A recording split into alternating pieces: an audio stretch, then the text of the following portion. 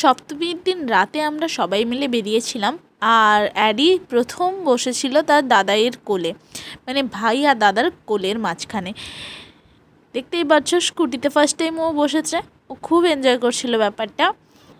যারা আমাকে চেনে না তাদের জন্য একটু ইন্ট্রোটা দিয়ে নিই। This is Sukanya, welcome back to my channel Sukanya vlogs and tips. আর এটা ছিল সপ্তমীর রাত।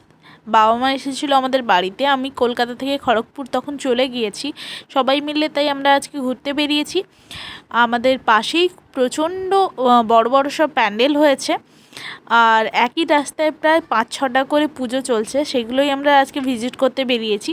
দেখতেই পাচ্ছ সবাই মিলে বেরিয়েছি। আর আমার শাড়িটা আর আমার লুকটা কেমন লাগছে অবশ্যই কমেন্ট করে জানিও। আর এই শাড়িটা আমাকে আমার বরমশাই গিফট করেছে পুজোর জন্য।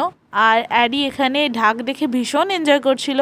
ওর কাছে এগুলো ফার্স্ট টাইম, কেননা সেকেন্ড টাইম আমাদের কাছে হলেও অ্যাডি তখন অনেক ছোট ছিল। সরি, এটা অ্যাডির থার্ড পুজো। ফার্স্ট পুজোটা তখন অনেক ছোট ছিল। অ্যাডির দাদা, ভাই আর ঠাম্মা, দন্দন সবাইকে পেয়ে এত এনজয় করছিল, ওকে ধরে রাখাই যাচ্ছিল না। ওকে ছাড়লেই ও দৌড়ে দৌড়ে এদিক থেকে ওদিক শুধু ছুটছে, আর তার পেছনে ছুটতে হচ্ছে আমাকে। এখানে সবাই প্রসাদ খাচ্ছিল, এখানে সবাইকে প্রসাদ দেওয়া হচ্ছিল। এখানে মায়ের মূর্তিটা অসম্ভব সুন্দর হয়েছে। খড়গপুরের পুজোর একটা বিশেষত্ব আছে, প্যান্ডেল মোটামুটি যেমনই হোক প্রতিমাগুলো ভীষণ সুন্দর। আর কলকাতার থিমের পুজোর জন্য প্রতিমার থেকে প্যান্ডেলগুলো বেশি সুন্দর হয়, এটাই আমি বুঝতে পেরেছি কলকাতা আর খড়গপুরের পুজোর মধ্যে। তোমাদের কি মনে হয় অবশ্যই কমেন্ট করে জানিও। এখানে মা, এই যে আমার শাশুমা আর আমরা একটা প্যান্ডেল থেকে জাস্ট বেরিয়ে যাচ্ছি। আমরা অনেকটা রাস্তা হেঁটে এসে এখানে আমরা কিছুক্ষণ বসে আড্ডা দিলাম, তারপর জাস্ট বেরিয়ে যাচ্ছি। দেখো এখানের প্যান্ডেলটা ঠিক এমন করেছে, বাইরে থেকে ভীষণ সুন্দর দেখতে লাগছিল। এই পুজোটা এখানে নতুন শুরু হয়েছে। এটা আমাদের বাড়ি থেকে পায়ে হাঁটা প্রায় 10 মিনিটের রাস্তা। দেখতেই পারছো এখানে আরেকটা পুজো হচ্ছে যেখানে আমরা অষ্টমীর পুজো দিয়ে থাকি। এখানে একচালার প্রতিমা হয়ে থাকে।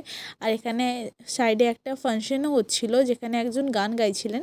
অ্যাডি এখানে বেশিক্ষণ বসতে চাইছিল না, ও বারবার চাইছিল বাইরে চলে যাওয়ার জন্য, তাই আমরা কিছুক্ষণ বসে এখান থেকেও বেরিয়ে পড়েছিলাম। তারপর যাওয়ার ছিল একটা ক্লাবের পুজোতে, যেটা খুব ফেমাস অভিযাত্রী বলে। তো যেতে যেতে আমরা দেখলাম যে আমাদের কালী মন্দিরে মা দুর্গার পুজো চলছে।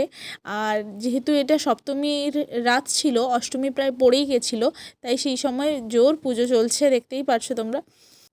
এখানে মায়ের প্রতিমাটা তোমরা দেখছো, আর এই ধরনের প্রতিমা দেখতে আমার ভীষণ ভালো লাগে। এই যে মন্দিরটা নতুন হয়েছে, আমার যখন বিয়ে হয় তখন এই মন্দিরটার কাজ চলছিল। আমি যে বলেছিলাম অভিযাত্রী ক্লাবে আসবো, এটা হচ্ছে অভিযাত্রী। এখানেও প্রতিমা ভীষণ সুন্দর হয়েছে। প্যান্ডেলেরটা মোটামুটি ঠিকই ছিল, বাইরের মাঠটা অনেক বড়, এখানে প্রচুর মানুষের ভিড় ছিল। আর এখানে গান হচ্ছিল বলে অ্যাডি আর অ্যাডির ভাই একসঙ্গে নাচ করছিল, দেখতেই পাবে তোমরা, দাঁড়াও।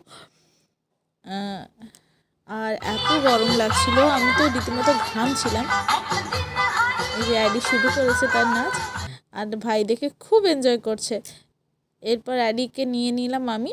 কিছুক্ষণ আমার সঙ্গে থাকার পর আমরা ভাবলাম যে এবারে মণ্ডপের ভেতরে প্রবেশ করা যাক। প্রচণ্ড এনজয় করেছে অ্যাডি সেদিন।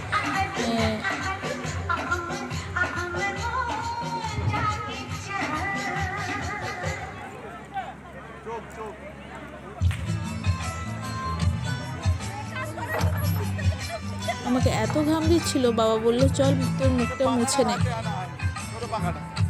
এই যে আমার শ্বশুরমশাই আর শাশুড়ি মা, এদিকে মা বাবা। তারপর আমরা মণ্ডপে ঢুকছিলাম। সপ্তমী হলেও কি পুজোর দিন প্রচণ্ড ভিড় ছিল, যেহেতু দুদিন ধরে বৃষ্টি হওয়ার খুব সম্ভাবনা ছিল, তাই জন্য কি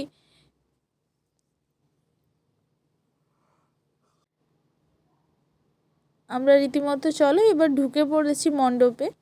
মণ্ডপে বেশিক্ষণ দাঁড়ানো যাবে না, এখানে স্বামীনারায়ণ মন্দির করেছে। মণ্ডপটা তোমাদের কেমন লাগছে অবশ্যই কিন্তু জানিও।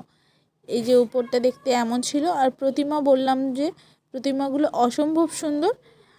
তো আজকের মতো ঘোরা এখানেই শেষ। আজকে ছিল যেহেতু ভেজ, তাই আমরা তেমন কোনো খাওয়া দাওয়া করিনি, বাড়িতে গিয়েই খাওয়া দাওয়া করব। Thanks for watching.